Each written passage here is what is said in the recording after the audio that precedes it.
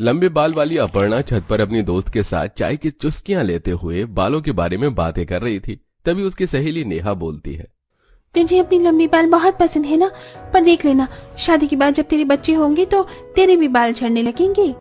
हाँ यार, मेरी जब से बेटी हुई है मेरे बाल तो इतने झड़ रहे हैं कि अब मुझे डर लगता है कि कहीं मैं गंजी ना हो जाऊं। अपनी सभी सहेलियों और घर में अपर्णा के बाल सबसे अच्छे थे। उसके बाल घुटने तक थे और इस बात पर अपर्णा को काफी घमंड भी था, पर उसकी दोस्त आकर अब उसे डरा देती है। कुछ दिन बीतते हैं और बहुत जल्द उसकी शादी हो जाती है। क्योंकि अपर्णा की जेठानी शीतल की शादी भी अपर्णा के साथ हुई थी, इसलिए दोनों बहुओं की रसोई भी एक साथ होती है। पहली रसोई वाले दिन जहां अपर्णा ने खुले बाल किए थे, वहीं शीतल ने जूड़ा बनाया हुआ था। दोनों ही खाना बनाती हैं और टेबल पर लेकर जाती हैं, जहां सभी घरवाले खाने के साथ अपर्णा के बाल की भी तारीफ करते हैं। भाभी, आपके बाल कितने सुंदर हैं। हमारे पूरे घर में किसी के भी आप जैसे घुटने तक बाल नहीं है। अब आप आई हो तो शायद हमारी आने वाली पीढ़ी के बच्चों के बाल भी आप जैसे ही हो, क्यों माँ? हाँ काजल, सही कहा तूने। और बहू, तुम दोनों ने खाना बहुत अच्छा बनाया है। और बहू, अपने बालों का ऐसे ही ख्याल रखना, कहीं किसी की नजर न लग जाए। ससुराल वालों के मुंह से अपनी बालों की तारीफ सुनकर अपर्णा फूले नहीं समाती।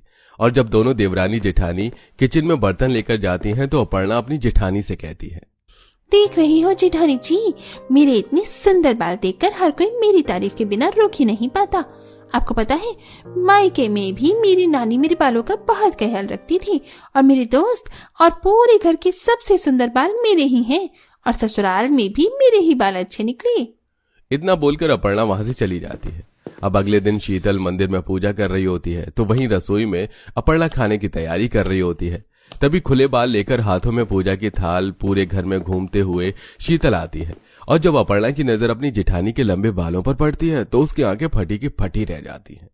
कुछ देर बाद जब पूरा परिवार खाने की टेबल पर बैठता है तो आज सभी शीतल के बाल देखकर उसके बालों की तारीफें करने लगते हैं। वाह भाभी, आपके बाल तो अपर्णा के बाल से भी काफी सुंदर हैं। कल आपने जूड़ा बनाकर रखा था, इसलिए पता ही नहीं चला कि आपके बाल इतने लंबे हैं। हाँ भाभी, आपके बाल सच में बहुत सुंदर और लंबे हैं। आपको पता है, मैं पार्लर का कोर्स कर रही हूँ। आपके बालों पर तो हर तरह का जूड़ा और हेयर स्टाइल कर सकती हूँ। भाभी, अब से आपके बाल मैं ही बनाऊंगी, बनाने दोगी ना? अपनी जेठानी की तारीफ सुनकर अपर्णा का मुंह बनने लग जाता है और ये सब आशा देख अपनी बेटी से कहती है, चुप कर तू, तेरी छोटी भाभी के भी तो बाल अच्छे हैं। तुझे जो भी हेयर स्टाइल करना हो दोनों का करना। अब एक को तो तू बाल लेकर बैठी रहेगी और एक बेचारी मेरी बहू घर के काम करेगी। कोई बात नहीं काजल, जब तुम्हारा दिल करे जैसा हेयर स्टाइल बनाने का बना लेना। और मैं तो कहती हूँ मेरे साथ कभी कभी मेरी प्यारी देवरानी को भी परेशान करना, उनके बाल भी कोई कम सुंदर नहीं है।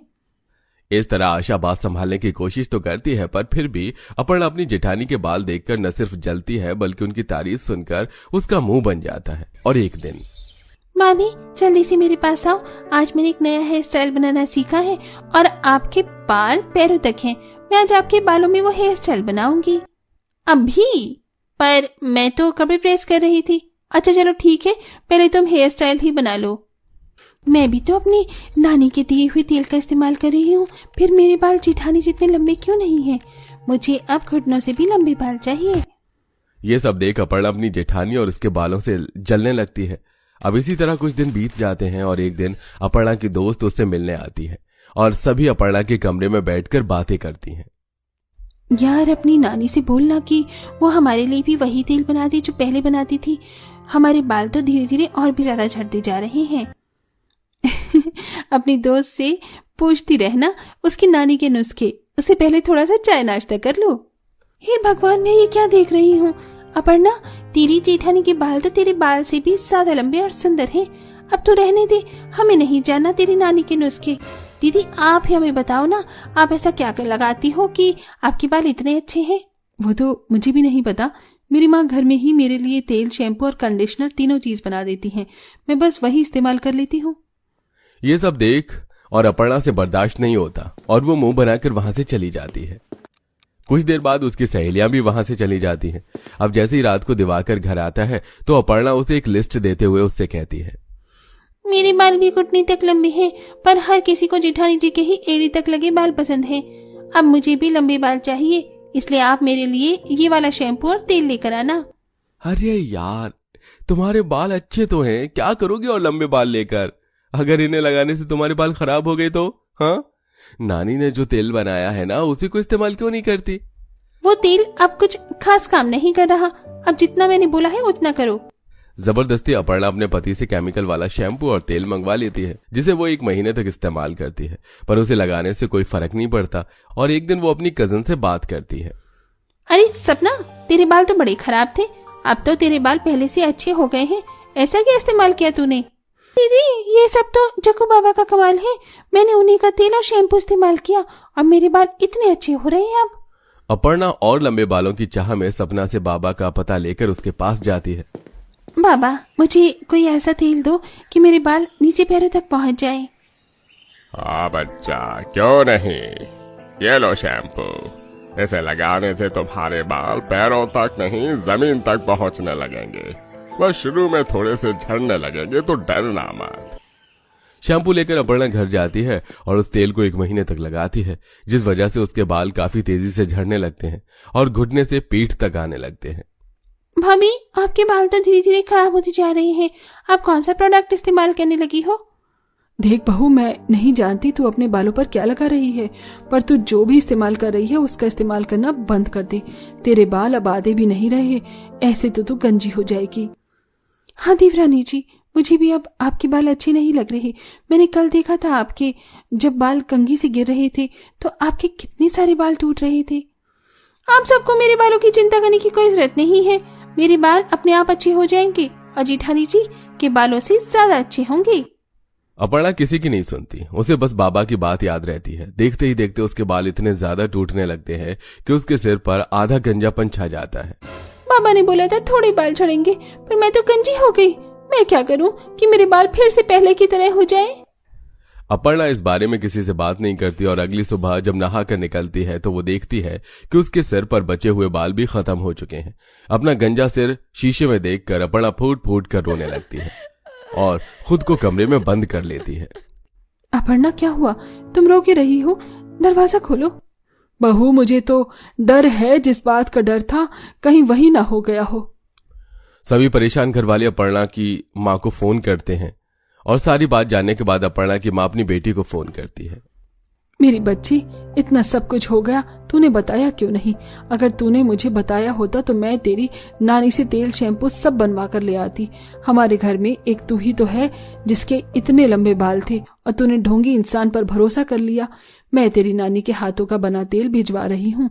तू वहाँ किसी से कहना, जैसे तेरी नानी तेरे बालों की देखभाल करती थी वैसे ही तेरे बालों की देखभाल वहाँ भी करे। अपनी माँ से बात करने के बाद अपर्णा दरवाजा खोलती है और सारी बात अपनी जेठानी को बताती है। अब शीतल अपनी माँ से बात करती है और अपनी देवरानी के लिए कंडीशनर और शैम्पू बनाती है और उसके सिर में तेल लगाती हुई उससे कहती है, तुम परेशान मत हो अपर्णा, तुम्हारी नानी का तेल, मेरी माँ का बनाया शैम्पू और कंडीशनर मैं तुम्हें लगाऊंगी। फिर देखना, तुम्हारे बाल मुझसे भी अच्छे होंगे।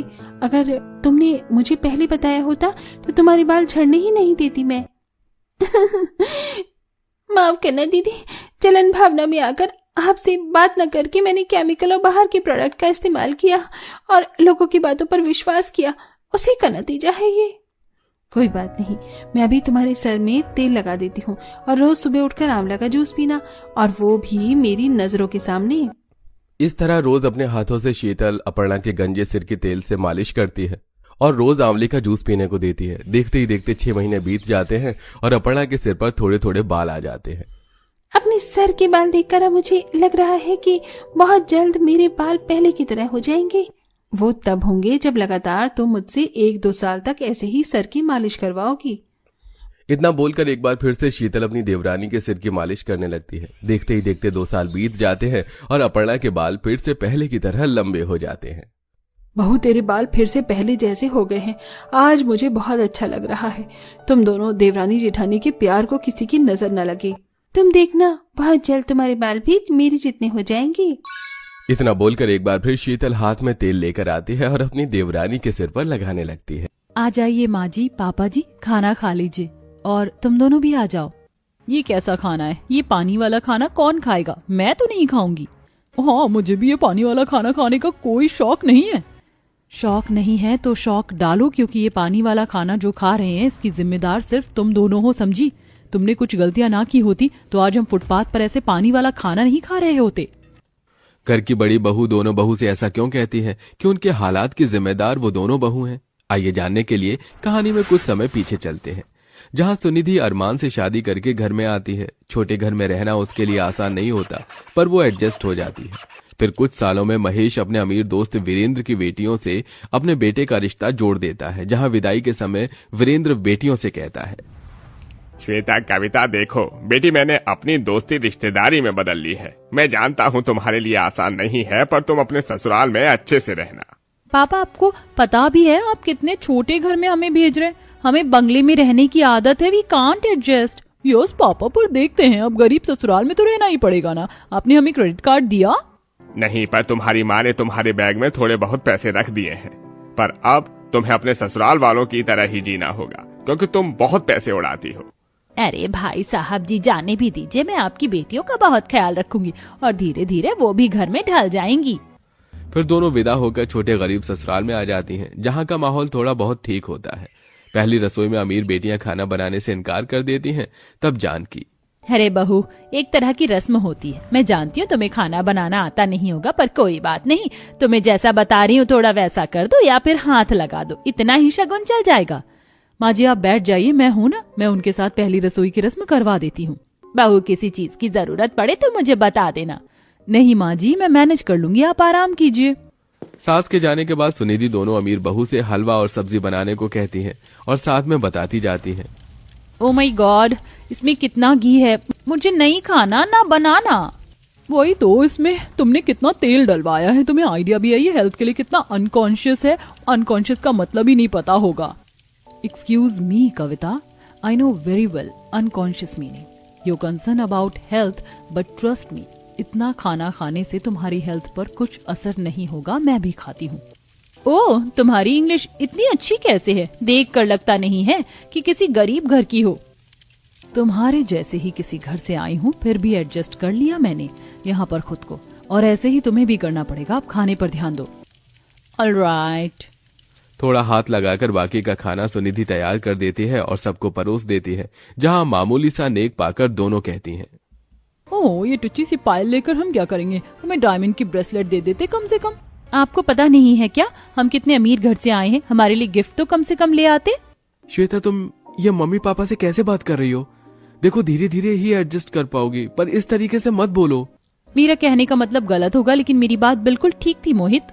अरे कोई बात नहीं मोहित, ज्यादा महंगा तो नहीं ला पाएंगे, लेकिन अच्छा लाने की कोशिश करेंगे। आओ बहू, खाना खा लो। फिर सब खाना खा लेते हैं। 2 दिन बाद कविता कहती है, अरे यहाँ वॉशिंग मशीन नहीं है। माँ जी, हमारे कपड़े गंदे हैं, कैसे धुलेंगे? बहू, यहाँ पर हाथ से कपड़े धोते हैं, वॉशिंग मशीन नहीं है। लाओ, मैं तुम्हारे कपड़े धो देती हूँ।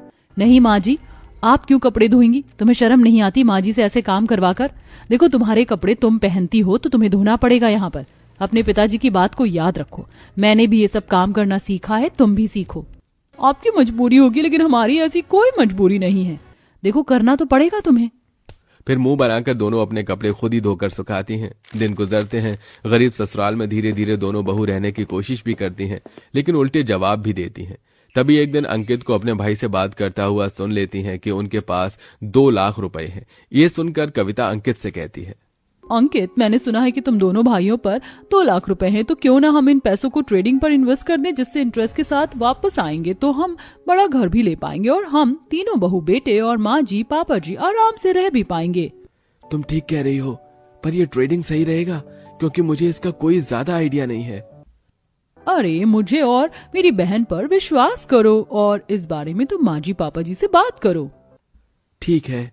अंकित अपने माता पिता और भाइयों से इस बारे में बात करता है और भरोसा करके वो दोनों बहू को ट्रेडिंग पर 2 लाख रुपए इन्वेस्ट करने देते हैं। 1 महीने में ही उनका अच्छा रिजल्ट आता है। तभी फोन में देखकर दोनों बहू खुशी से कहती हैं, माँ जी पापा जी, हमने जो पैसे इन्वेस्ट किए थे उन पर इंटरेस्ट बढ़ गया है। हम थोड़े और पैसे इन्वेस्ट करेंगे तो हम अच्छा सा बड़ा बंगला भी ले पाएंगे। क्या सच में बहू ऐसा हो सकता है? हाँ माँ जी, हो सकता है। हमारे ये 2 लाख रुपए भी तो 2.5 लाख में कन्वर्ट हो गए हैं। 1 महीने में ज्यादा मुनाफा होगा। मैं तो सोच रही हूँ हम अपने घर को गिरवी रख कर कुछ पैसे भी इस पर लगा देते हैं, जिससे 4-5 महीने में हमारा बहुत प्रॉफिट होगा। देखो बहू, इन सब की हमें तो समझ है नहीं। अगर तुम कह रही हो और ये बिल्कुल ठीक है तो ऐसा कर लो। कविता, श्वेता, आर यू श्योर? क्योंकि ये पैसे कभी कभार डूब भी जाते हैं। आप घर वालों को भड़का रही हैं तो खुद ही देख लीजिए। इन्वेस्ट में ही है पैसे। अभी आपको तो नॉलेज होगा ना इन चीजों का, देख लो। फोन में देखकर सुनिधि हाँ कर देती है और घर वाले मकान के कागज गिरवी रखकर उन पैसों की भी ट्रेडिंग पर डाल देते हैं। लेकिन 3 महीने बाद चेक करने पर वो सारे पैसे डूब जाते हैं। ये भगवान, ये हमसे क्या हो गया? हमने जितने पैसे लगाए थे वो सब डूब गए। अब क्या? इसका मतलब ये घर भी गया हमसे। अब तो घर वाले हमें छोड़ेंगे नहीं। दोनों के पति ये बात सुन लेते हैं और घर में ये सुनकर सास ससुर सदमे में आ जाते हैं। और कुछ ही दिनों बाद जिसको मकान गिरवी रखवाया था वो वापस अपने पैसे लेने आता है, लेकिन पैसे न होने पर वो उन्हें घर से बाहर निकाल देता है, जिसके बाद पूरा परिवार दर दर की ठोकरें खाकर फुटपाथ पर पहुंच जाता है। हे भगवान, कैसे दिन आ गए, मुझे नहीं पता था। हम एक दिन सड़क पर आ जाएंगे। अजी हिम्मत रखिए। मोहित, अरमान, अंकित बेटा, तुम्हारे पास थोड़े भी पैसे का जुगाड़ नहीं हुआ कि हम किराए का एक कमरा ले लेते? नहीं माँ, हम कम से कम 7-8 जने हैं। एक कमरे के हिसाब से 5,000 का किराया मांग रहे हैं।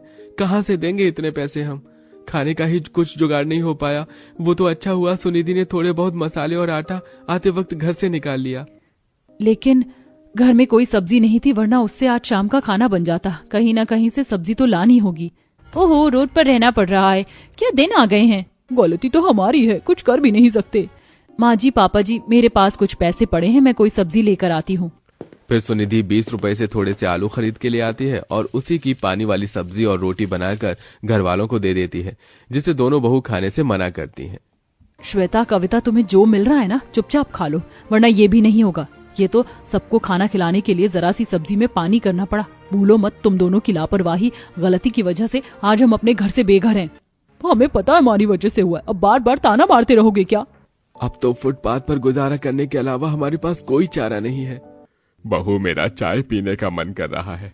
मुझे पता था पापा जी, आपका रोज चाय पीने का नियम है, इसलिए मैं 10 रुपए की दूध की छोटी सी थैली लाई थी। चिंता मत कीजिए, मैं इसकी चाय बना दूंगी। पानी वाली बनेगी, पर क्या कर सकते हैं। कोई बात नहीं बहू, मजबूरी का दूसरा नाम महात्मा गांधी है, तो ऐसे ही करना पड़ेगा। सब पानी वाला जैसे तैसे खाना खा लेते हैं और बहू अपने ससुर को पानी वाली चाय भी पिला देती है। जैसे तैसे गरीब परिवार छोटे से टेंट में सोते हैं।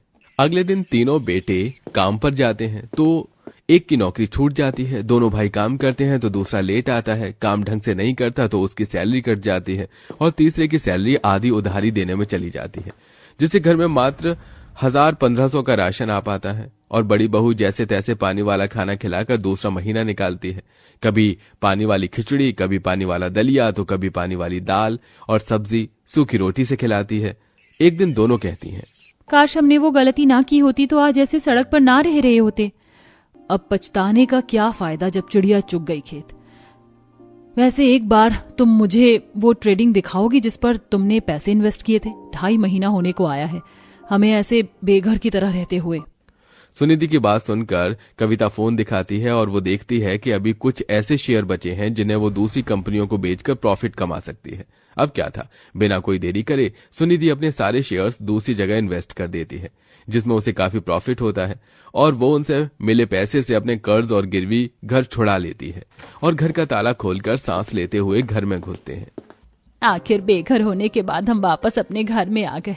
ये सफर आसान नहीं था, लेकिन बहू तुमने कर दिखाया। ये सिर्फ तुम ही कर सकती थी।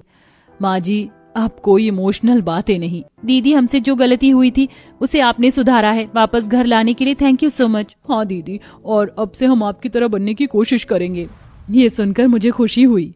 पानी वाला खाना छोड़कर अब वो अपने घर में वापस खुशी खुशी रहने लगते हैं। दोनों जहां अमीर बहुएं भी सुनिधि की तरह घर में ढल जाती हैं।